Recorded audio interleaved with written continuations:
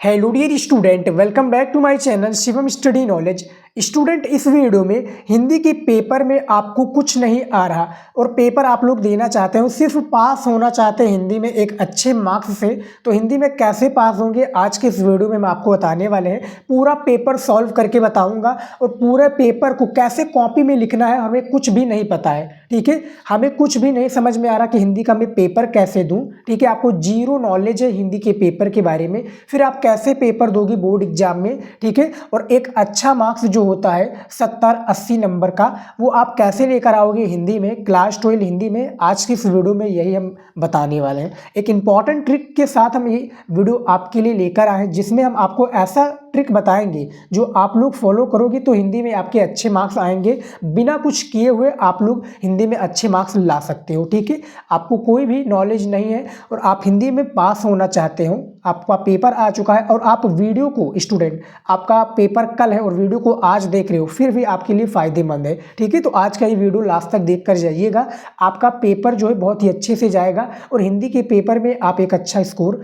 कर पाओगे पास होने के लिए। ठीक है, तो ये जो वीडियो है स्टूडेंट मैं बताऊं, जो ये वीडियो है जो अच्छे से हिंदी की तैयारी कर रहे हैं उनके लिए वीडियो बिल्कुल भी नहीं है। जिनका एक टारगेट है 95 प्लस का लेकर आना, 100 में से 100 लेकर आना, तो उनके लिए वीडियो स्टूडेंट बिल्कुल नहीं है।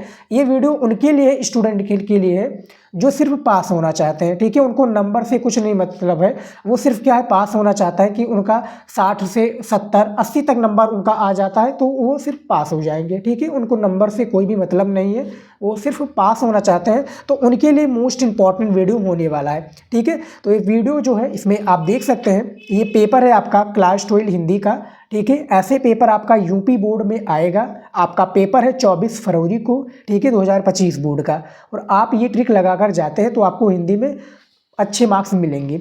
ठीक है, तो यहाँ पर देखिए स्टूडेंट, ये आपका अनुक्रमांक रहेगा। ठीक है, ये अनुक्रमांक है, यहाँ पर नाम रहेगा। पेपर आप देख सकते हैं 2025 हिंदी का ये पेपर है। पेपर कोड आप देख सकते हैं 670 YG। ठीक है, समय आपको दिया जाएगा 3 घंटा 15 मिनट और पूर्णांक दिया जाएगा आपको 100 नंबर का। समझ में आ गया।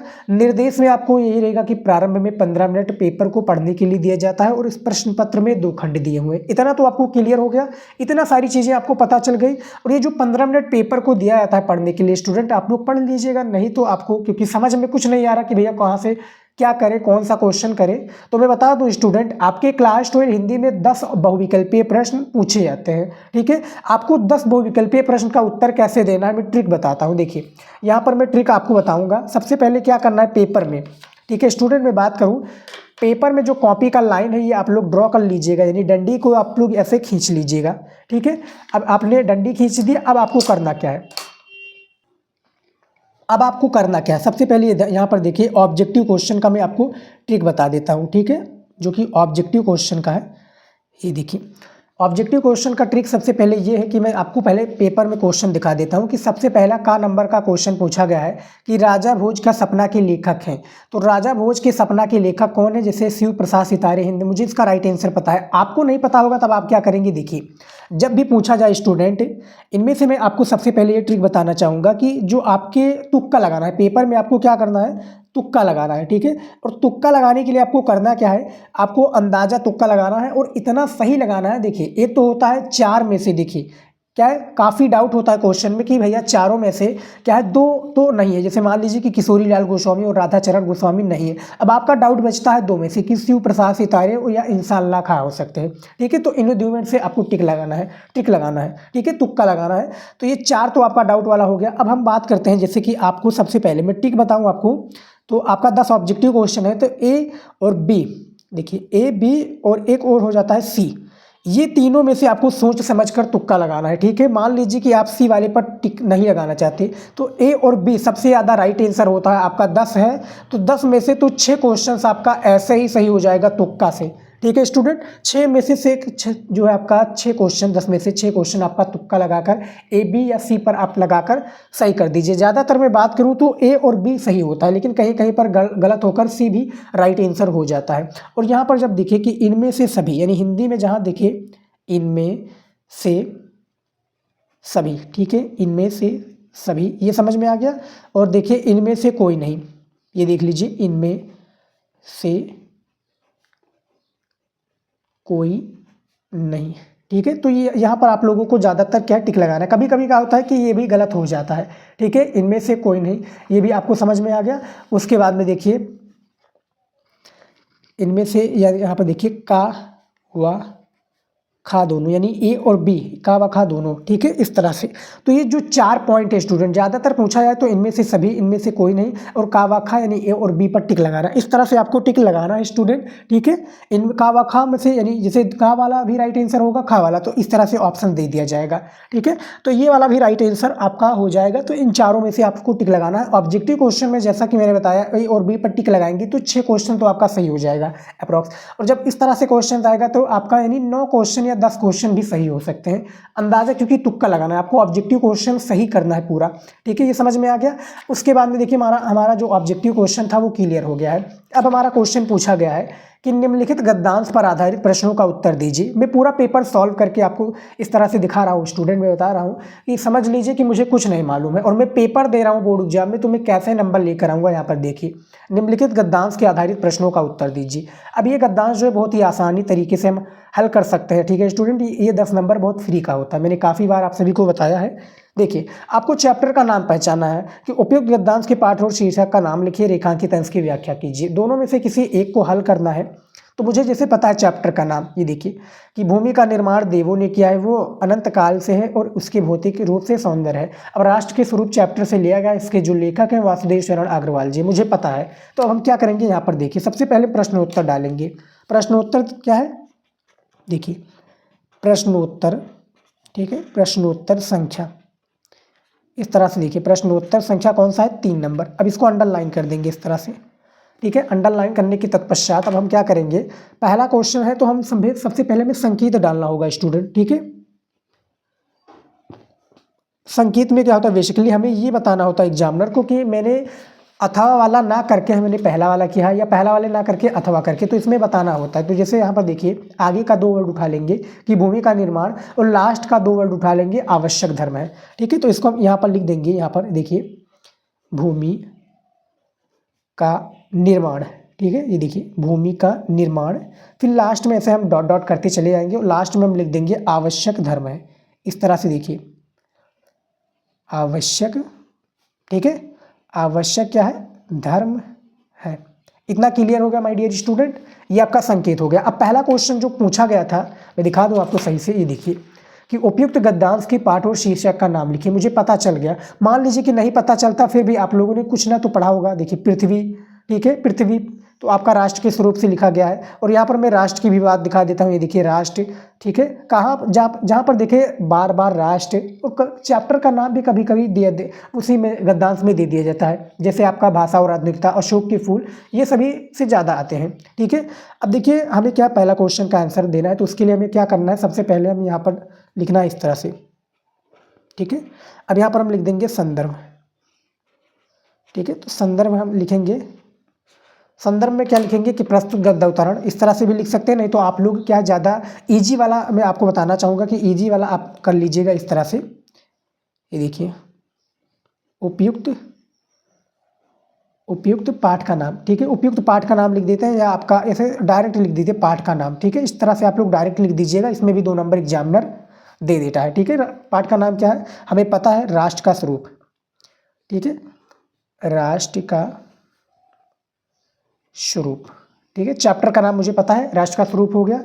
उसके बाद में क्या है, लेखक का नाम, डायरेक्ट हम लिख देंगे लेखक का नाम, ठीक है, ये डायरेक्ट हो गया। लेखक का नाम क्या है, वासुदेव शरण अग्रवाल, इस तरह से डॉक्टर वासुदेव, ठीक है, डॉक्टर वासुदेव शरण अग्रवाल, ठीक है। इसमें आपको 2 नंबर मिल जाएगा। फिर क्वेश्चन देखिए कि रेखांकित अंश की व्याख्या पूछी गई है, ठीक है। ये देखिए रेखांकित अंश की व्याख्या, तो ये जो लिखा है कि भूमि का निर्माण देवों ने किया है, वो अनंत काल से है। तो ये रेखांकित अंश की व्याख्या लिखने के बाद में यही उठाकर लिख दीजिए, ठीक है। आपको 2 में से तो 1 नंबर कन्फर्म है, ठीक है। इस तरह से हम लिख देंगे, यहाँ पर देखिए 2 नंबर, और यहाँ पर हम ऐसे राइटिंग से लिखेंगे थोड़ा, रेखांकित, कॉपी वाला वीडियो जरूर देख लीजिएगा आप लोग, रेखांकित अंश की व्याख्या, ठीक है। ठीक है, रेखांकित अंश की व्याख्या हो गई। इसको क्या करना है, जो ये वाला है कि भूमि का निर्माण देवों ने किया है, तो इसी को हम लिख देंगे यहाँ पर भूमि का निर्माण, यानी ऐसे हम पूरे लिखते चले जाएंगे। बाकी का जो 3 क्वेश्चन है स्टूडेंट, ये देखिए गद्यांश का 3 क्वेश्चन का आंसर इसी में मिलेगा। जैसे मैं एक का आपको दिखा देता हूँ कि भूमि के प्रति हमारा क्या कर्तव्य है। तो देखिए स्टूडेंट, यहाँ पर देखिए, इसीलिए पृथ्वी की भौतिक स्वरूप को प्राप्त करना, उसकी सुंदरता, उपयोगिता और महिमा को पहचानना आवश्यक धर्म है और हमारा कर्तव्य भी है स्टूडेंट। ठीक है, ये आप लोग यहाँ तक भी इसका देख सकते हैं, ये हमारा कर्तव्य के बारे में बता रही है। ठीक है, नहीं तो आप लोग ये देखिए, यहाँ से देखिए, उसके भौतिक रूप की सौंदर्य समृद्धि की सचेत होना आवश्यक कर्तव्य है। तो ये वाला इसका राइट आंसर है, तीसरे क्वेश्चन का राइट आंसर ये वाला है। ठीक है स्टूडेंट, यहाँ तक समझ में आ गया। बाकी का 3 क्वेश्चन आंसर यहीं पर आपको मिल जाएगा। उसी तरीके से आप लोगों को पद्यांश का भी सॉल्व करना है। ठीक है, पद्यांश का भी यही क्वेश्चन होता है, मैं दिखा दूँ आपको। ये देखिए, पद्यांश का भी यही हाल होता है। पद्यांश के भी आप सेम इसी तरीके से हल कर सकते हैं जिस तरह से गद्यांश होता है। इसमें भी 10 नंबर आपको दिया जाएगा। 5 क्वेश्चन होते हैं और 2 पद्यांश होता है। आपको किसी एक को हल करना है, जिसके लिए आपको एग्जामिनर 10 नंबर देगा। ठीक है, अब हम बात करते हैं जीवन परिचय पर। ठीक है, जीवन परिचय कैसे लिखना है आपको नहीं पता है, 5 नंबर आपको लेना है। तो जीवन परिचय के लिए मैं आपको ट्रिक बताता हूँ जो आपको करना है माय डियर स्टूडेंट। देखिए, जीवन परिचय के लिए आपको करना क्या है, देखिए जैसे कि मैं वासुदेव शरण अग्रवाल का जीवन परिचय लिखना है। ठीक है, 80 शब्दों में होता है, 5 नंबर आपको दिया जाता है। तब आप क्या करेंगे, सबसे पहले प्रश्नोत्तर संख्या हम डालेंगे यहाँ पर। देखिए इस तरह से प्रश्नोत्तर। ठीक है, प्रश्नोत्तर संख्या हमारा कितना है, 5 नंबर है। ये देखिए प्रश्नोत्तर संख्या 5 है। हमें किसके विषय में लिखना है, जो है एक प्रकार से जीवन परिचय डॉक्टर वासुदेव शरण अग्रवाल का। तो इस तरह से हम लिखेंगे डॉक्टर वासुदेव, ठीक है, डॉक्टर वासुदेव शरण अग्रवाल, डॉक्टर वासुदेव शरण अग्रवाल। हम इस तरह से इनका एक प्रकार से क्या लिख देंगे, जीवन परिचय के बारे में लिखेंगे। तो ये हमारा हो गया। इसके बाद में ऐसे कर देंगे, थोड़ा डिजाइन बना देंगे और इसको फिर हाईलाइट कर देंगे। फिर यहाँ से हम लिखेंगे जीवन परिचय। इस तरह से देखिए, जीवन,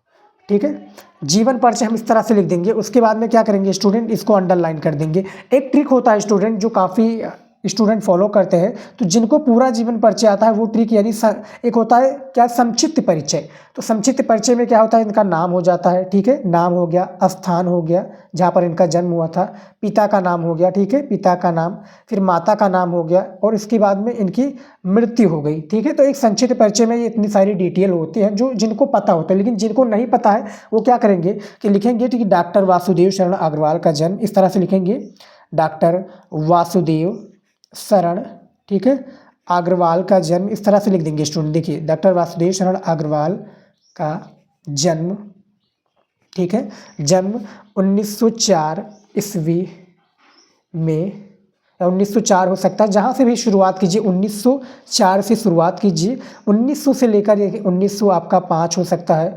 1907 हो सकता है, 1906 हो सकता है, 1900 यहाँ पर देखिए 1908 हो सकता है, या 1918 हो सकता है। तो इस तरह से इनका जीवन परिचय में आता है। ठीक है, तो 1904 ईस्वी में कोई ग्राम लिख दीजिए, जैसे क्या है, कोई ग्राम लिख सकते हैं कि ग्राम आपका, ठीक है, या बलिया जिला, इस तरह से लिख दीजिएगा बलिया जिला। तो थोड़ा थोड़ा आप क्या बना कर लिख दीजिएगा थोड़ा, और उनकी साहित्यिक परिचय में थोड़ा आप इनका संकेत देकर इनकी साहित्यिक परिचय भी आप लोग थोड़ा ध्यान देकर लिख दीजिएगा। ठीक है, साहित्यिक परिचय, ठीक है, तो साहित्यिक परिचय भी लिख दीजिएगा, और इनकी थोड़ी मतलब जानकारी, जैसे कि वासुदेव शरण अग्रवाल ने क्षेत्र में, यानी जो है इनकी जीवन परिचय में, साहित्यिक परिचय में थोड़ा लिखिएगा स्टूडेंट कि वासुदेव शरण अग्रवाल एक अच्छे निबंधकार हैं या कहानीकार हैं, जो कि इन्होंने अपनी जीवन में काफ़ी सारी रचनाओं का क्या संकलन किया। बहुत सारी चीज़ें आप साहित्यिक परिचय में लिख सकते हो स्टूडेंट, थोड़ा थोड़ा बना कर लिख दीजिएगा, क्योंकि आपका एग्जामिनर क्या है, ज़्यादा देखता नहीं, बस आपका ये थोड़ा फ्रंट वाला देखेगा, राइटिंग देखता है। राइटिंग सबसे ज़्यादा मैटर करता है, राइटिंग से आपने लिखा तो सारी चीज़ें आपका क्लियर हो जाएगा। ठीक है, अब मैं बात करूँ यहाँ पर देखिए, सेम इसी प्रकार से आप लोग जो सेम स्टूडेंट इसी प्रकार से आप लोग क्या है जीवन परिचय महादेवी वर्मा जी का या जो है इनका भी लिख सकते हैं, यानी कवि की श्रेणी में जीवन परिचय। अब आ चुका है आपका कहानी, बहादुर कहानी का सारांश। अब ठीक है, मान लीजिए कि बहादुर कहानी का आपको नहीं पता है, तो ये हर साल आने वाला कहानी है। तो बहादुर कहानी के बारे में क्या करना है आपको, ये देखिए स्टूडेंट मैं बताऊं तो ये जो उठाकर यानी ये जो गद्यांश है इसी उठाकर वहीं में पेस्ट कर दीजिएगा। ठीक है, आपका 5 नंबर का होता है, एग्जामिनर आपकी राइटिंग को देखेगा, 4 नंबर तो स्टूडेंट कंफर्म है, वो आपका 4 नंबर बिल्कुल दे देगा। ठीक है, कहानी में मैं बात करूँ तो यही उठाकर पेस्ट कर देना है, कहानी में लिख देना है। यहाँ पर दिया हुआ है कि कहानी कला के आधार पर बहादुर कहानी का सारांश लिखिए। आपको नहीं पता है तो आप उठाकर वही पेस्ट कर दीजिए, हो जाएगा काम। ठीक है, स्वपतित खंड काव्य के आधार पर किसी खंड काव्य के प्रश्नों का उत्तर दीजिए। ठीक है, तो आपको क्या करना है, यही सारे प्रश्नों को क्या स्टेप बाय स्टेप करके, ये आपको पॉइंट नहीं डालना है, स्टेप बाय आपको यही पॉइंट उठाकर लिख देना है। ठीक है, यही पॉइंट उठाकर आप लोग खंड काव्य में भी लिख सकते हैं। ठीक है, ये आपका कंप्लीट हो जाएगा। ठीक है, इसके बारे में ठीक है, ये समझ में आ गया आपको। अब आ चुका है आपका जैसे आ गया संस्कृत का गद्यांश। तो संस्कृत के गद्यांश में क्या करना है आपको, ये 7 नंबर का होता है, 2 नंबर आपका संदर्भ का दे दिया जाएगा, 5 नंबर आपके अनुवाद को। तो देखिए संदर्भ में आपको, देखिए मैं बात करूँ डियर स्टूडेंट संदर्भ में, ठीक है, संस्कृत के संदर्भ में आपको क्या करना, थोड़ा आपको लिख देना कि प्रस्तुत गद्यावतरण। ठीक है, इस तरह से लिखना है कि प्रस्तुत गद्यावतरण, ठीक है, गद्यावतरण हमारी संस्कृत भाग से लिया गया है, और इसके जो लेखक नहीं, इसमें क्या है चैप्टर का नाम, तो पंचशील सिद्धांता लिख सकते हैं। जातक कथा ज़्यादातर पूछा जाता है, महर्षि दयानंद आपका ज़्यादातर पूछा जाता है। उसके बाद में क्या पूछा जाएगा आपका संस्कृत भाषायाम महत्तम, उसके बाद में महामना मालवीय। इन्हीं चैप्टर से आपका ज़्यादातर संस्कृत का जो एक प्रकार से गद्यांश पूछा जाता है पेपर में। ठीक है, तो इस तरह से आप लोग लिख लीजिएगा इनका संस्कृत का गद्यांश। समझ में आ गया। और एक और बात करूँ मैं, जैसे कि आपका श्लोक भी पूछा जाता है, तो श्लोक में भी आपको यही करना है, श्लोक में भी आपको यही इस तरह इसी तरीके से आपको इसका चैप्टर का नाम बताना है। अब करुण रस हास और स्थायी भाव, इसका जैसे करुण रस का स्थायी भाव में बात करूं, करुण रस का स्थायी भाव शोक है, शोक नामक स्थायी भाव विभाव भाव संचारी भाव से संयोग करता है, तब करुण रस की निष्पत्ति होती है। इसका उदाहरण कि जथा पंकविन खग अतिदीना और फन कविवर कर हीना और असमम जीवन बंद बिन तो ही जो जड़ देव जियामन मोहि। अब इसका आपको नहीं पता तब क्या करेंगे, तो आप लोग को हाई स्कूल में तो पढ़े होंगे, कभी ना कभी तो पढ़े होंगे, तो कोई भी आप रस का परिभाषा दे सकते हैं, यहाँ पर लिख सकते हैं। जैसे मान लीजिए कि मैटर नहीं करता कि आपको करुण रस ही पता है, आपको कुछ भी पता है रस के बारे में, आप उसको लिख दीजिए बना बनाकर। ठीक है, आपको 2 नंबर दे दिया जाएगा। अब मैं उसी तरीके से बात करूँ अलंकार पर, तो रूपक अलंकार अथवा उत्प्रेक्षा अलंकार लक्षण उदाहरण सहित लिखिए। तो जिस पर भी आपको पता हो आप लोग उस पर लिख लीजिए, इसके अलंकार के ऊपर। ठीक है, 2 नंबर इस पर भी आपका कंफर्म हो जाएगा। यहाँ पर देखिए चौपाई की बात हो रही है, चौपाई अथवा रोला छंद का लक्षण एवं उदाहरण लिखिए। ठीक है, तो चौपाई में भी आपको चौपाई में 16 मात्राएं होती हैं, या इस तरह से लिख सकते हैं 13 मात्राएं होती हैं, 11 और 13 अति और लास्ट में विराम। इस तरह से आप लोग क्या चौपाई से रिलेटेड आप लिख सकते हैं। मैं पेपर में आपको बता रहा हूँ कि मान लीजिए कि मुझे नहीं पता है, मुझे बिल्कुल नहीं पता है, मैं पूरा पेपर सॉल्व कर रहा हूँ, इसी तरीके से मैं सॉल्व करता और मुझे क्या पूरे क्वेश्चन का आंसर आप बना बना कर लिखते, तो आपको 100 में से 70 से 80 नंबर जो स्टूडेंट लाने से, यहाँ पर देखिए 70 से 80 नंबर लाने से कोई नहीं रोक सकता, ये गारंटी है। ठीक है, ये तो आपकी इसकी बात पर हो गया। अब बात करूं मैं स्टूडेंट इसके ऊपर, निबंध के ऊपर। तो निबंध के ऊपर क्या करना है आपको, जैसे प्रस्तावना हेडिंग होता है, ठीक है, यानी इंट्रोडक्शन। तो प्रस्तावना आप लोग इस तरह से लिखेंगे। ठीक है, प्रस्तावना लिखने के तत्पश्चात जैसे मान लीजिए कि पर्यावरण प्रदूषण, तो इस तरह से लिखेंगे कि पर्यावरण प्रदूषण पर एक बहुत ही एक प्रकार से बहुत ही घनिष्ठ एक प्रकार से वो समस्या है, घनिष्ठ समस्या है, जिससे जो है मानव समाज एक प्रकार से इस पर ध्यान नहीं दे रहा। आने वाले समय में जो है ग्लोबल वार्मिंग एक प्रकार से जो है कि हमें बहुत ही बुरी तरीक़ों से पेड़ पौधे कट रहे हैं। तो इसमें कुछ पॉइंट जैसे कि जल प्रदूषण हो सकता है। ठीक है, वायु प्रदूषण, जो पॉइंट मैं बता रहा हूँ ये नोटिस कीजिएगा, जल प्रदूषण, वायु प्रदूषण, रेडियोधर्मिता प्रदूषण। ठीक है, उसके बाद में और भी कई सारे प्रदूषण होते हैं जो कि आप लोगों को थोड़ा थोड़ा बना बना कर लिख देना है।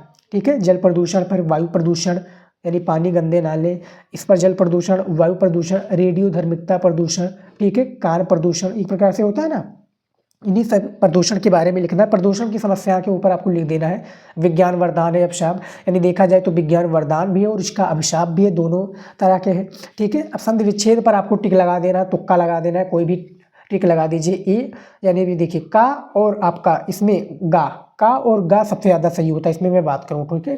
का व गा और बी यानी खा वाला, ये सबसे ज़्यादा सही होता है। उसके बाद में आपका आएगा पत्र लेखन से रिलेटेड। तो पत्र कैसे लिखना है, जैसे किसी विद्यालय पर पत्र लिखिए, तो पत्र आपको लिखना है इस तरह से, देखिए सेवा में, ठीक है, ये सबसे ज़्यादा जरूरी है, सेवा में। फिर जो आपका पत्र है, जैसे मान लीजिए कि प्रबंधक महोदय, तो यहाँ पर मैं लिख देंगे, यानी लिखा है कि किसी विद्यालय के प्रबंधक के नाम हिंदी प्रवक्ता पद हेतु अपनी नियुक्ति के लिए आवेदन पत्र लिखिए, तो यहाँ पर लिखेंगे प्रबंधक, ठीक है, इस तरह से प्रबंधक महोदय, ठीक है। मान लीजिए कोई डिस्ट्रिक्ट है तो यहाँ पर मैं लिख देता हूँ प्रबंधक महोदय। फिर विषय क्या है हमारा, विषय देखिए सबसे ज़्यादा विषय इंपॉर्टेंट होता है, तो विषय हमारा यही है, ठीक है, कि किसी विद्यालय के प्रबंधक के नाम हिंदी प्रवक्ता पद, तो यहाँ पर मैं लिख दूंगा हिंदी प्रवक्ता, ठीक है, इस तरह से हम लिख देंगे हिंदी प्रवक्ता। उसके बाद में नीचे लिखेंगे महोदय, ठीक है, इसके नीचे। तो पत्र लेखन वाला भी वीडियो आप लोग देख लीजिए। महोदय लिखने के बाद में आप थोड़ा थोड़ा इसकी बना कर लिख दीजिए। फिर लास्ट में लिख दीजिए आज्ञाकारी शिष्य, ठीक है, इस तरह से आज्ञाकारी शिष्य भी लिख सकते हैं, नहीं तो आप लिख देखिए अब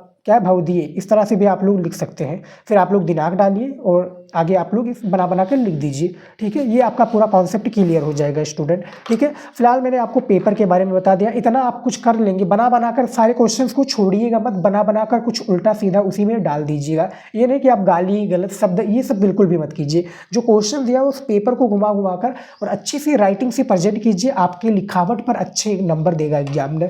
100 में से जो 95 लाना चाहते हैं उनके लिए तो वीडियो बिल्कुल नहीं है। और आप लोग वीडियो देख रहे हैं तो 70 से मैं बात कर रहा हूँ, 70 से 75 नंबर ये आपके 60 से ऊपर रहेंगे, यानी 60 से प्लस नंबर रहेंगे, ये आपको याद रखना है सिर्फ आपके पेपर पास होने के लिए। तो ये सारी चीज़ें ठीक है स्टूडेंट, जो आप लोगों को फॉलो करना है। बाकी के सारे कोई डाउट है तो आप लोगों को मैं इंस्टाग्राम आईडी नीचे दी हुई है, वहाँ पर आप लोग आकर हमसे पर्सनल पूछ सकते हैं कि सर मुझको ये सब्जेक्ट पर डाउट है और मेरा पेपर है, मुझे कुछ नहीं समझ में आ रहा है तो क्या करें। तो उस पर मैंने वीडियो आप सभी के लिए बनाया, आप चैनल पर जाकर देख सकते हैं और ये सारी चीज़ें आप लोग फॉलो करके अच्छे मार्क्स ला सकते हैं। तो फिलहाल स्टूडेंट इस वीडियो में इतना ही, मिलता है नेक्स्ट वीडियो में। जय हिंद।